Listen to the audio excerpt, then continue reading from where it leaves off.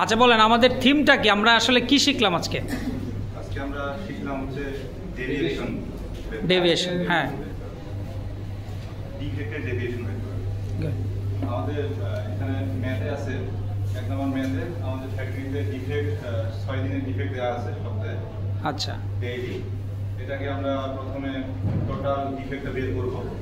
Total ডিফেক্টটা বের করার পরে এভারেজ করব। এভারেজটা করে তারপরে প্রত্যেকটা ডেইলি ডিফেক্ট থেকে আমরা এভারেজ ডিফেক্টটাকে মাইনাস করব। মাইনাস করলে আমরা কি পাচ্ছি?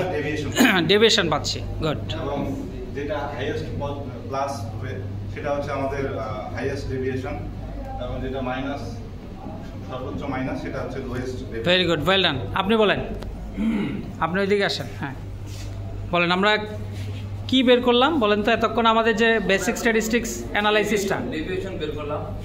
আমাদের 6 দিনের সপ্তাহে 6 দিনের প্রথম দিন 27 ডিফেক্ট, দ্বিতীয় দিন 29, 28, 25 পর্যায়ক্রমে 6 দিনের ডিফেক্ট দেওয়া আছে।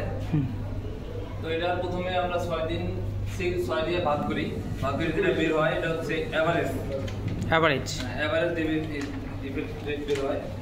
এইটা থেকে টোটাল যে মাইনাস করা হয় সেটা টোটাল ডেভিয়েশন। হাইয়েস্ট ডেভিয়েশনটা আমরা প্রত্যেকটা থেকে যে এভারেজ যে ডেভিয়েশন আছে এটা থেকে মাইনাস করে